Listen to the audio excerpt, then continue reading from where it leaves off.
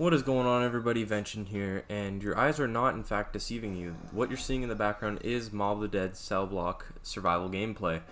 And you may be asking, how did you do this? Well, it's all ran through Black Ops 2 Plutonium, and if you don't know what that is, it's basically a kind of a mod for PC where it basically allows you to get Black Ops 2 with custom servers as well as all the DLC for free, and it's honestly really cool. Now, one thing to note is that you do have to download this off of another website. You can't just get this in Black Ops 2.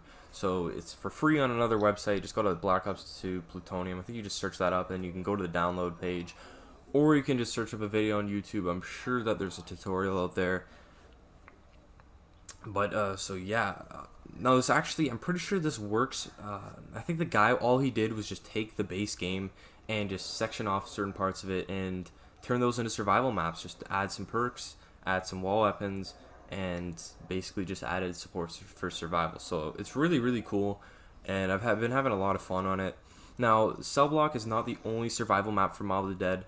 There's also the rooftop as well as the docks, which is really fun. And my personal favorite is probably the Cellblock, just because of, I've always loved Cellblock. I've always, wanted to play it, since all the way back in Grief and Mob of the Dead. I've always wanted to just, I've always said that I've wanted to play it. So I mean, here you go. I can finally actually play it. So it's really cool. As well as, this isn't actually the only map on Transit. They also have 5 new survival maps on there too, which is really cool. They have Tunnel, Cornfield, the Power Station, the Diner, and the Cabin, the Cabin is probably my favorite. It's a lot of fun, but I'll probably have a video up and about that soon. I don't know when. I've just kind of been playing this basically all day. And I know DK Dynamite, who's a pretty big YouTuber, actually covered a lot of this. He covered all the Transit ones, but he actually left out all the Mob of the Dead ones, which I'm pretty surprised of. And I haven't actually been able to find them on all of YouTube, or really anywhere. So I'm kind of the first person to make a video about this. It's not really well known, but it's really a lot of fun. I think this should get more praise than the Transit ones do, because some of them are just really crappy. So yeah, I bet everyone's always been wanting to play survival, and here it is. And not a lot of people are probably gonna watch this video, but yeah. Another thing to note is that this is actually in this game we only have 3 players. However, all the survival maps and all the maps in the base game or the base servers actually have support for 8 players, which is really cool. So you can be playing like Nuketown, Mob of the Dead, Transit. You can have 8 players, which is a lot of fun. As well as on these survival maps, it's often 8 players are in them. This game we didn't actually have 8 players. However, normally you will see 8 players in the game. And actually, in fact, on my game on docks, we had 6 players in the game, and it was just really insane. We were camping up by where the Uzi Electric Cherry spot is. I'll probably a video up about that soon. However, it was so much fun. We had so much fun. I think we lasted like 35 that area, but yeah, that's honestly, I'm so lucky to have found this, because I mean, not a lot of people are making videos about it, and I've just been having a lot of fun. And in fact, Cellblock on Mob of the Dead is probably the best survival map in this game by far. I mean, this is definitely the one I've put the most hours into, and by far the one I see is the most active, which is honestly really cool. Now, there are some things to note about the actual gameplay, and you'll probably see here is that Mule Kick is here instead of where it's supposed to be in Spawn, and there's a few other changes like the Pack-a-Punches where the gondola is, and that kind of stuff.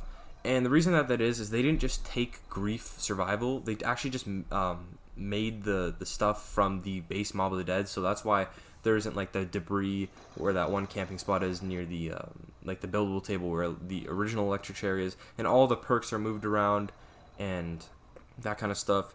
And another thing that also you might see is that I have 9 perks, and they aren't even in the bottom left, they're in the top left. And I think this it has the original 4, Electric Cherry, Deadshot, Mule Kick, PhD Flopper, and Stamina, which honestly I'm really happy that they added 9 perks into the game. It kind of adds something to do. It's kind of gets boring with the original. I think they had 5 in the original Motd Dead as well as on Grief. They had 5 perks, so it's really, really cool that they made 9 perks. And another thing is every 100 kills that you get within the game, it opens up a new perk slot. So let's say you get the original 4 perks, and then you want to get the 5th one. You just have to get 100 kills in the game, and it'll give you the 5th perk slot. And then 200 kills will give you the 6th perk slot, and yeah. So that's really, really cool. And it's really nice that they added that because, I don't know, just really fun to run around as a god in the game with all the perks. Another thing to note, in fact, is that you can also have buildables on the map. So on this map, they have the shield and the acid gat table, and honestly, that changes up the gameplay a lot because the game would be way harder without the shield and as well as the vitrolic withering, which makes you basically a god because you can never get killed. And the shield just makes it so that, you know, you can stand in a corner and not get hit, and it just overall makes the gameplay easier. As well as the acid gat. When you upgrade that into the vitrolic withering, it's basically like game over when you're just trapped in a corner for the zombies, because you basically don't die. It's like the base Motd the Dead. However, PhD Flopper does not protect you from its acid like it does in Blood of the Dead, which is kind of sad. However, that would make you literally invincible, so I guess it's pretty nice. Now you'll see here in the gameplay that we actually are camping here by Mule Kick area, where the MP5 is. And my strategy, as you can see, is to just shoot the vitrolic withering, go buy ammo for the MP5, and keep spraying. We actually ended up lasting like for a long time, and honestly, it was pretty easy. We kind of just killed ourselves at 35 just because we were really, really bored. And the other guys really did hold up. They were pretty good at zombies, and it was overall just a good time. So if you guys enjoyed this video, make sure to leave a like, and if you want to, just go download Plutonium. Just search up Black Ops 2 Plutonium on YouTube, and you'll probably find a guide on how to download it. And until the next time, peace out.